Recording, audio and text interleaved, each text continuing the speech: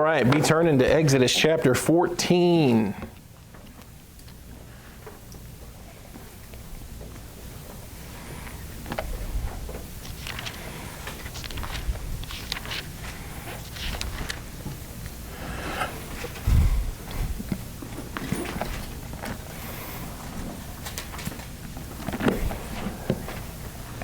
So at the end of chapter 13, we read, of course, that after Israel had left Goshen, after Israel had left, or it was as they were leaving the land of Egypt, God took them on a particular route. That direction God had them turned more south, turned toward the wilderness by the Red Sea. They did not go the short way. They did not go the quick way. But God in His wisdom knew that Israel was not yet ready to fight the wars that would be required if they went that way. They would see the Philistines as they come through their land, and the threat of war would have had them turning around. And so God has them go a different direction. So we learned that God's way is wise. He has foreseen many of the complications and things that would be troublesome or a hindrance to us. Just another evidence through the Scripture, right? That God's ways can be trusted, that God is all wise, that He is all knowing. In chapter 14, we learn, according to verse number 1, that the Lord spake unto Moses, saying, Speak to the children of Israel, that they turn and encamp before Pahahiroth, between Migdol and the sea, over against Baal-zephon. Before it ye shall encamp by the sea. If you take a map and you look at where they were in now, they had gone just a bit further south, and they were literally camped right by the Red Sea. So that presents an issue for us, right? That you have wilderness to the south, which is totally out of the direction, right? That's totally the opposite direction that they want to go. You have the Red Sea to the east. That's a natural barrier. And to the north, that's the way that they just came from. So why would God have them go this way? You actually learn that in these next couple of verses, okay? That's what our lesson tonight is, the Red Sea episode. It says in verse number 3, For Pharaoh will say of the children of Israel, They are entangled in the land, the wilderness hath shut them in. Pharaoh will hear the direction they've gone. Pharaoh will hear where they have camped, and Pharaoh's mind will start to wander, right? And he'll start to lock in that they're trapped, right? That they have been shut in. They're trapped now. Number one, let's talk about Pharaoh's pursuit. Pharaoh's pursuit. God says, Pharaoh will say of the children of Israel, They are entangled in the land, the wilderness hath shut them in. Verse 4, I will harden Pharaoh's heart, that he shall follow after them, and I will be honored upon Pharaoh and upon all his hosts, that the Egyptians may know that I am the Lord. And they did so. It was told the king of Egypt that the people fled. And the heart of Pharaoh and his servants was turned against the people, and they said, Why have we done this, that we have let Israel go from serving us? Well, you and I both know why they did so, right? That last plague was intense. That last plague destroyed the firstborn in the land of Egypt.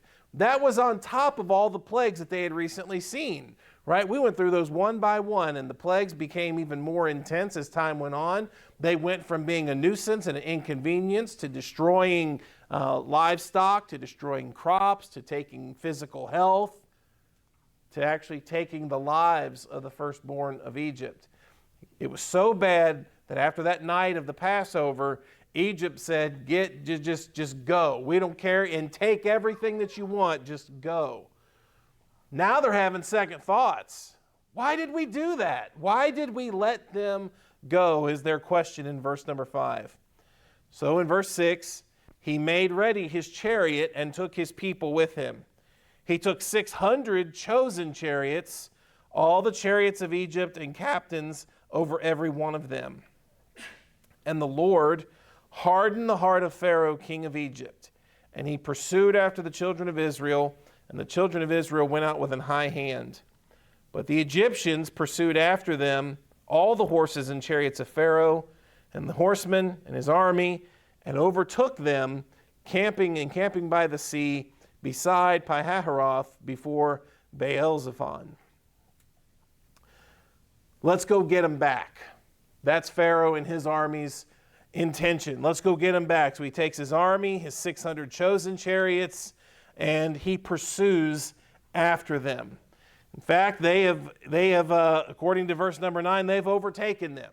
So this pursuit led them directly aside from where they were camped. They caught up, right? Who knows how long it took the army or the people of Israel to get where they were. Pharaoh and his army have now caught them. They have caught up to them as they were encamped by the sea. Pharaoh's pursuit. It says in verse 10 that when Pharaoh drew nigh, the children of Israel lifted up their eyes, and behold, the Egyptians marched after them, and they were sore afraid, and the children of Israel cried out unto the Lord. I can't imagine the fear that was in the hearts of the children of Israel here, okay? They had just left. You know that Pharaoh and his army aren't coming to let them know, hey, sorry, you forgot something. They're coming either for blood or to intentionally ensnare them and take them back to bondage and take them back to slavery. And they were afraid. And it's hard to imagine. Israel would have been physically, now just in the flesh, let's be honest, in the flesh, Israel would have been no contest for a well-trained Egyptian army. God's already said we're not going to go this way because if they're not ready to fight the wars of the people of the land yet. As soon as they see the Philistines armed for war, they'll turn around. Israel's not really ready to physically fight battles yet. They're afraid. They're worried. They're discouraged. They seemingly had no place to go. Pharaoh's caught them, right? Now, however many people they have, if it's 1.5 million, if it's 2 million, whatever the estimate may be, traveling with that number of people is no easy, small, or quick feat. They are caught. And they got wilderness to the south, and they've got Red Sea to the east, Pharaoh's army pursuing from the north. And they're trapped. They're trapped at the edge of the Red Sea. Now, what is Israel's first response? It's a response that we probably need to get used to, okay? Verse number 11, and they said unto Moses, because there were no graves in Egypt, hast thou taken us away to die in the wilderness. Wherefore hast thou dealt thus with us, to carry us forth out of Egypt? Is not this the word that we did tell thee in Egypt, saying, let us alone? I don't remember that, by the way. Do you remember that? Nobody was saying that. But you remember we said, let us alone that we may serve the Egyptians, for it had been better for us to serve the Egyptians than that we should die in the wilderness. Now, when you get upset and you get frustrated and you start pointing fingers, you'll start saying things that don't even make any sense, right? There is no logic. Nobody was saying that. This is just an attempt to point the finger, okay? And listen, people get mad at you, people get frustrated, point the finger and blame you, and they start talking nonsensically, or they start saying things that didn't happen. I don't know why we do that. And in frustration and aggravation, that's kind of how people are. If you can afford patience with folks, it's not right that they're doing this. I get it, they're hurting, and they're just grasping for anything at this point, and their first intention is to blame Moses. Oh, there just wasn't enough graves in Egypt, huh? You let us out here to die. We couldn't have died in the bonds of slavery. You're actually going to let them kill us out here in the wilderness. There's a couple of things about that. Who led them there? What did it say at the end of chapter 13? We read it. Chapter 13, verse 21. And the Lord went before them by day in a pillar of cloud to lead them in the way, and by night in a pillar of fire to give them light to go by day and night. Now you can blame Moses. What was Moses following? Pillar of cloud, pillar of fire. It's not an accident that they're here in this spot, right? You and I know that. We read clearly, God led them this way on purpose. It's not the short way. It's not the quick way, but it was God's way. It was the way God wanted them to go. God was leading them by pillar of cloud and pillar of fire. There are two explicit statements there in chapter 13 that let you know God has led them this way. Right? So this isn't Moses' fault. Okay? Moses is following God. The children of Israel are following the cloud and the fire. So they're here where they're supposed to be. It's intentional. Now I know that they're worried and I know that they are scared. But what did God say in verse number 4? I will harden Pharaoh's heart, and he shall follow after them, and I will be honored upon Pharaoh. I will be honored upon Pharaoh. Now, they don't know this in detail yet. They don't know what's going to happen, right? God has not told them that he's going to part waters. God has not told them yet that he's going to lead them through the Red Sea. What has God told them? This ends with my honor. This ends with my glory and honor. Whatever happens, God has led them this way intentionally for their good with his direction. And all they know is that this path, though it doesn't seem to make sense, and though they're discouraged right now and intensely frightened, God has promised, this ends with my honor. Now, if you're following the paths of Scripture, if you're following the paths that are true, that are right, if you're being obedient to God and following in his way, and you're on a path that leads to God's honor, that is a good path to be on. Okay? Now, does that mean that every step along the way is going to be easy? Of course not. There's likely to be times on the path, just like they're on now, it doesn't quite yet make sense why we're going this way. Now, when you saw the big picture, it makes sense, right? You know what God knows in this passage, that he didn't lead them that way on purpose because of the Philistines and because of the wars. Unfortunately, in life, you don't get to see, you don't know what God knows. You don't know all the time why this is the path that you're on. You don't know why God's direction has led you to this place and these circumstances and this time. But are you being obedient? Are you following as close as you can? Are you trying to be submissive and obedient to God's leadership, to the commands of Scripture? Are you on a path that you truly believe will be God honoring? That God will get honor? That God has purposed in your life to work in such a way as to bring him honor? Then try not to complain, right? Try not to point fingers. Try not to blame. Try a different approach than the children of Israel. I get it. They don't know what's going to happen. All God has said is that this path and the next sequence of events leads to my honor. So try, if you can't understand all of the circumstances, try to see that through life, right? Okay, try to submit to that. Try by faith to at least grasp a hold of that. That God, I don't know what you're doing, but I have to trust that if you've led us here, this ultimately results in your honor. And so I will humbly and hopefully submissively accept it and try to do the best that I can, have a good attitude of faith, and pursue the Lord in it. Number 2, dry ground. Dry ground. Verse number 13. And Moses said unto the people, fear ye not. Stand still and see the salvation of the Lord, which he will show you today. For the Egyptians whom ye have seen today, ye shall see them again no more forever. Now that is a line of faith, right? That is belief. Even Moses yet doesn't know in detail what exactly God is going to do. But he does believe what God had said in that previous passage.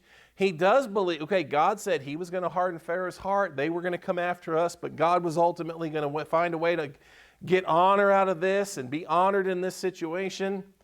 And Moses, by faith, is able to look and trust God's promise and relay to the children of Israel, I don't know what God's going to do, but I believe that today is the last day we ever see these Egyptians. Isn't it amazing that that's what faith says, right? Ye, as ye have seen them today, ye shall see them again no more forever. After today, you don't have to worry about Egypt anymore. That's faith. That's great, great faith. How's it going to happen? Well, we don't know yet. But verse 14, the Lord shall fight for you, and you shall hold your peace. Now, why could Moses say that through faith? Of course. If God obviously led them this way instead of the path of war, God knows Israel's not ready to fight, so Moses can look through the eyes of faith and say, God knows we're not ready for war. We have to trust then that he'll fight for us, that if he's led us to this way and it seems like war, if it seems like fighting, if we're backed up and there's no other option, we have to believe that God will fight for us then. We believe that God, verse 14, the Lord shall fight for you. Okay? These statements are not just born out of thin air. These are based on promises that God has made. This is based on the direction with intention that God had led them thus far. Okay, so what Pharaoh or what Moses sees has not turned his heart away from faith. Totally different response from Pharaoh or from Moses as the children of Israel, right? Isn't that weird how multiple people can be in the exact same situation, one through the eyes of faith, doesn't know how, but he trusts God, and he's like trying to figure this out. It's like he knows, okay, we're not ready for war, so God must fight for us. And God said he was going to get honor out of this situation, and he was going to take care of Pharaoh, so I don't think we'll have to worry about Pharaoh or the Egyptians after today. He believes that. Where the children of Israel are doubting and struggling with belief, Moses seems to have a good, firm grasp on it. Verse 15, the Lord said unto Moses, Wherefore criest thou unto me? Speak unto the children of Israel that they go forward. Lift thou up thy rod and stretch out thine hand over the sea and divide it. And the children of Israel shall go on dry ground through the midst of the sea. Now, when they were backed up against the sea, how many people actually thought that is one of the options of how this actually ends, right? Wilderness to the south, sea to our backs, Pharaoh and his army pursuing. Moses says, hey, the Lord's going to fight for us, and we're not going to have to worry about Pharaoh after today. Now, how many of you think, okay, well, I guess God's going to kill all the Egyptians. God's going to take care of Egypt. How's he going to do it, right? God's brought plagues. God's done it this way. God's done it this way. How many people actually looked at this and said, you know what I bet he does?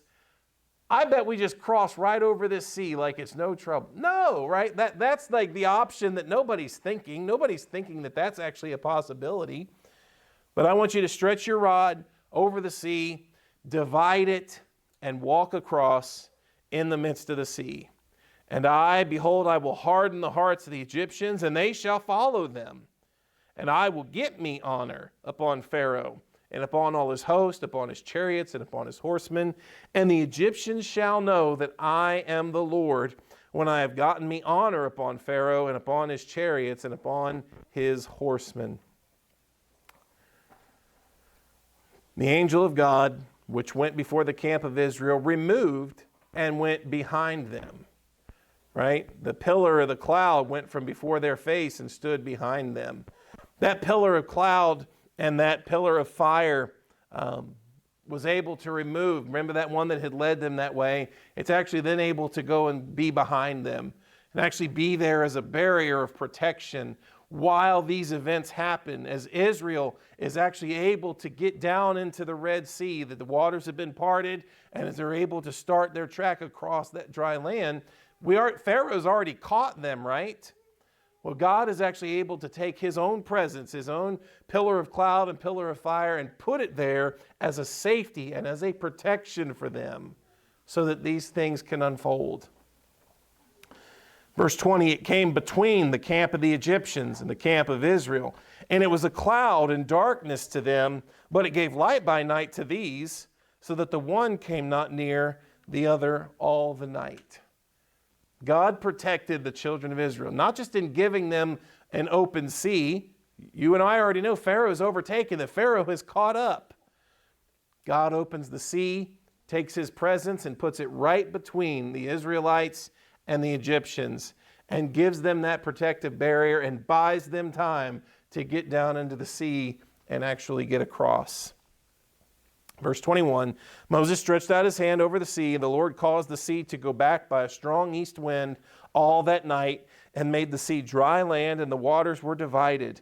And the children of Israel went into the midst of the sea upon the dry ground, and the waters were a wall unto them on their right hand and on their left. That's an amazing miracle, isn't it?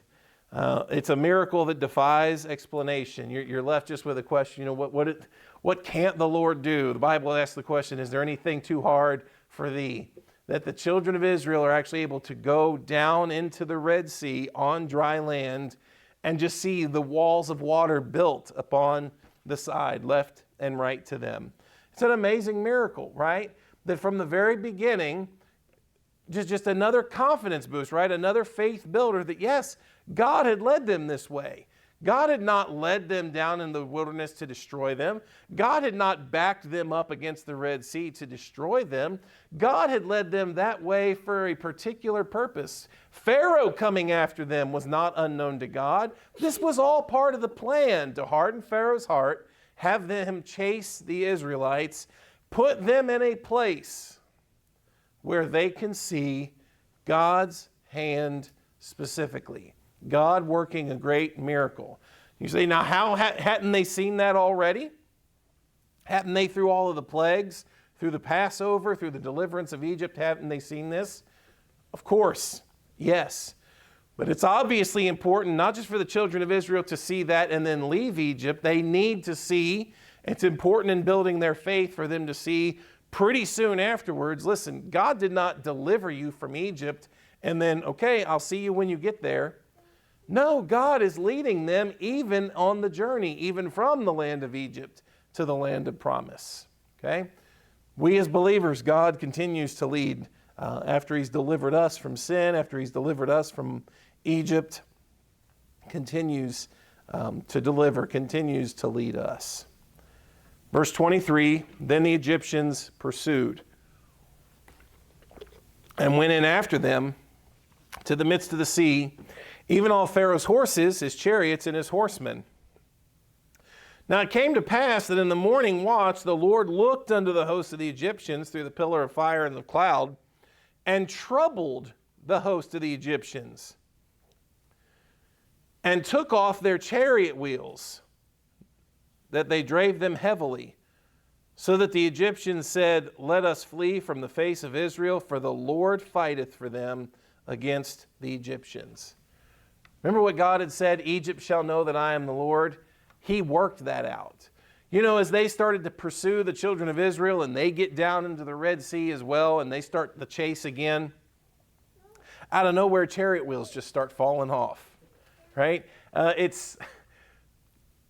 If it wasn't such intense a scene, you can almost see the humor in that, right? That nothing Pharaoh and the Egyptians do is working, right? Now they think that they have successfully caught up with them and they're getting ready to capture them again.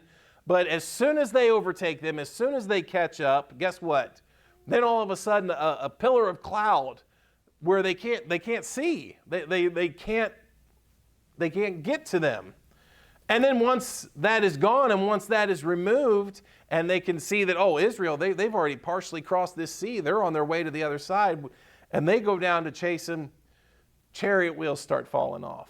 It's like some of the men start to see it. Some of the men of Egypt start to get it. Like, this is a failed prospect. This is a doomed, event. That we are in trouble. I wonder if it started to jog in their memory, like, we did just come through all of these plagues. Did not the God of these Israelites show us time and time again who he is? I think I remember why we let them go. And as chariot wheels start falling off, and as their chariots start to just dig into the ground, and their crossing of the river just seems like it's taken forever, the men start to realize the God of Israel, their Lord, is fighting for them. And they realize just about that they're doomed. So in verse 26, the Lord said unto Moses, stretch out thine hand over the sea, that the waters may come again upon the Egyptians, upon their chariots, and upon their horsemen.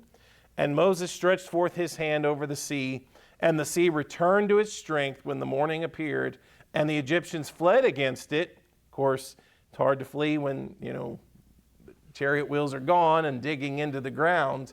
The Lord overthrew the Egyptians in the midst of the sea.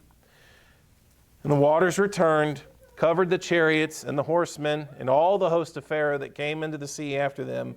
There remained not so much as one of them. Now, if there were any that had not made it that far, if there were any that hadn't gotten into the sea, it doesn't say specifically, but if there were, it does say everyone that went down into the sea, and everyone from Egypt that thought they were going to cross on dry ground, not a one of them escaped. When those waters came crashing back down, those Egyptians that had chased after and pursued after the nation of Israel, not a one of them was able to escape. They all perished. They all perished in the Red Sea. Now, what a miracle this was. As these waters crashed down, we see the truth of the contrast between the Lord's people and his enemies. Israel was saved, Egypt was destroyed, and God was faithful to keep his word. God knew what he was doing leading them that way, didn't he? God fought for them. Now think about that. This night, when that night was over, that next morning, guess what? God had destroyed the Egyptians. The Lord had fought for them. He did it in a way that nobody would have picked before this, right? People had seen plagues. Maybe God does something like that. Maybe they turn against each other. That's actually an event that's going to happen later in the Old Testament, that there's mass confusion amongst Israel's enemies and they all turn on each other. Maybe that happens. Nobody thinks, I know how this ends. God opens the sea and just lets us go across and then kills everyone that pursues. But God doing so, God doing it in this way, just again establishes a hope, a faith for the children of Israel that he is leading them on this journey. That the God that delivered them is a God that can continue to be trusted, a God who will fight for Israel, a God that they can believe and that they can trust. Now, thirdly and lastly, seeing is believing. Seeing is believing. Unfortunately, it took a miracle like this to get Israel to believe, right? Verse 29 says, but the children of Israel walked upon dry land in the midst of the sea. And the waters were a wall unto them on their right hand and on their left. Thus the Lord saved Israel that day out of the hand of the Egyptians, and Israel saw the Egyptians dead upon the seashore. Bodies started to float in after this was all said and done. And Israel saw that great work which the Lord did upon the Egyptians, and the people feared the Lord and believed the Lord and his servant Moses. Now we got a contrast that's built there, right? Moses was able, through the eyes of faith and through the statements of faith, to see these things before they happened. Israel needed to see the miracles, right? Once they saw the miracles, they saw and they believed. Now, word of this miracle travels fast, okay? Turn to the book of Joshua, chapter 2.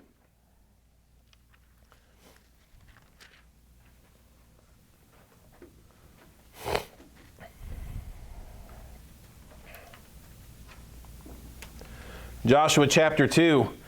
You remember the story of Rahab in Jericho. And it says here in Joshua chapter 2, in verse number 10, we have heard how that the Lord dried up the water of the Red Sea for you when you came out of Egypt. What you did to the two kings of the Amorites that were on the other side of Jordan, Sihon and Og, when you utterly destroyed. And as soon as we heard these things, our hearts did melt. Neither did there remain any more courage in any man because of you. For the Lord your God, He is God in heaven above and in earth beneath. Israel had to feel like fools, right? That 40 years before this, they came to Kadesh Barnea and they spied out the land. And they said, nope, too many, they're too big, there's too many of them, they're giants, we'll never be able to take it. And here there's people in the land, they're like, we heard what God did at the Red Sea. We heard what your God did to the Egyptians in the Red Sea, what you did to those two kings. We've been nervous and worried ever since. They just had to feel silly, right? For lack of faith, for their lack of belief. Word of these miracles traveled fast. These became events. These became memorials and landmarks in Israel's history that they could continually come back to as evidence, as testimony of who the God of Israel was.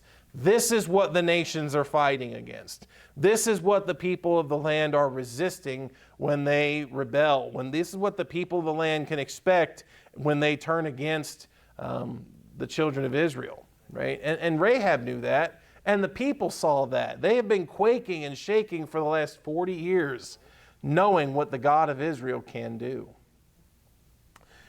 In the book of Psalms 106, Psalm 106,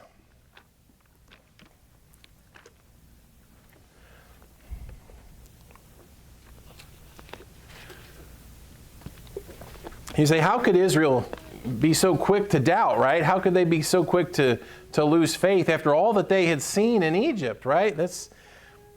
Israel is a curious mix here, right? And they're going to be for the next 40 some odd years, right? There's this roller coaster of faith and doubt and faith and doubt. And God performs a miracle and God does something great and it gets them all gung-ho and excited and back on the wagon. And then the next time they encounter a trouble, they fall off and they doubt and they point fingers and they blame. And if I didn't know any better, I'd think they were silly. And then I realized I do that. So it's kind of hard to point the finger. But listen to this, Psalm 106, verse 6. Now we have sinned with our fathers. We have committed iniquity. We have done wickedly. Our fathers understood not thy wonders in Egypt. You believe that? We saw them. We read about those things. You telling me they struggled to grasp how great those things were? Well, they understood not thy wonders in Egypt. They remembered not the multitude of thy mercies, but provoked him at the sea, even at the Red Sea. Nevertheless, he saved them for his name's sake, that he might make known his might, or that he might make his mighty power to be known. He rebuked the Red Sea also, and it was dried up. So he led them through the depths as through the wilderness. And he saved them from the hand of him that hated them, and redeemed them from the hand of the enemy. And the waters covered their enemies, there was not one of them left. Then believed they his words. They sang his praise. So Israel is that curious case, right? That they got to see all those wonders in Egypt. They got to see all of those plagues. They got to see the Passover. They get this new holiday established. It's not much later, doubt. Discouragement and worry produces doubt within them, and in their lack of faith, they want, maybe we should have just stayed in Egypt. Didn't we think that was a better idea? We told you that we should stay. Nobody said that. But the psalmist here reminds us that they provoked him, and yet despite them provoking God, he saved them at the Red Sea. So tonight we actually get to see maybe the first in an episode that's going to kind of become a theme as you get through chapters 15, 16, 17, and then there's a little break as you deal with the Ten Commandments, the law, the tabernacle, and then chapter 32 and 33. They're going to be on this roller coaster. Israel's got to learn, and we have to learn this too, right?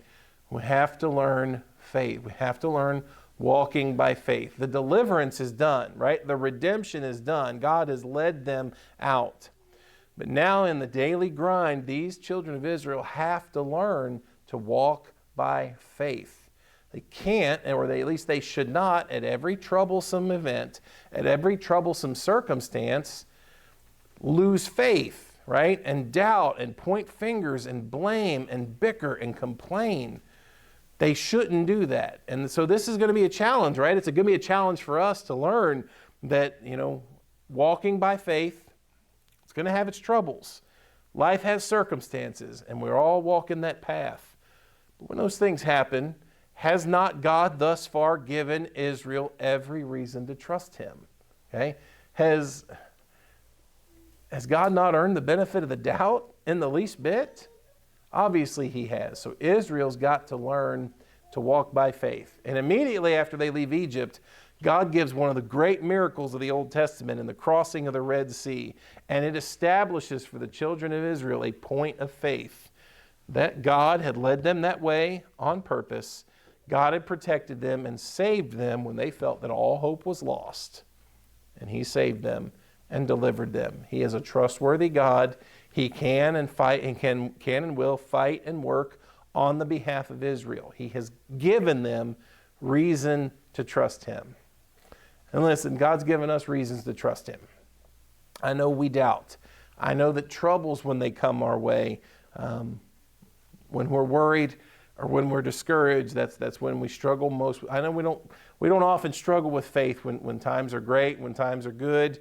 But when times are bad and when there's difficulty, we're prone to bringing our look downward and start looking at each other and looking at circumstances, pointing the fingers and complaining. God's given us reason to trust Him. Okay? God's given us evidence. He's given testimony of Himself, who He is. He can be trusted. Let's keep our eyes on Him. All right? Great miracle here.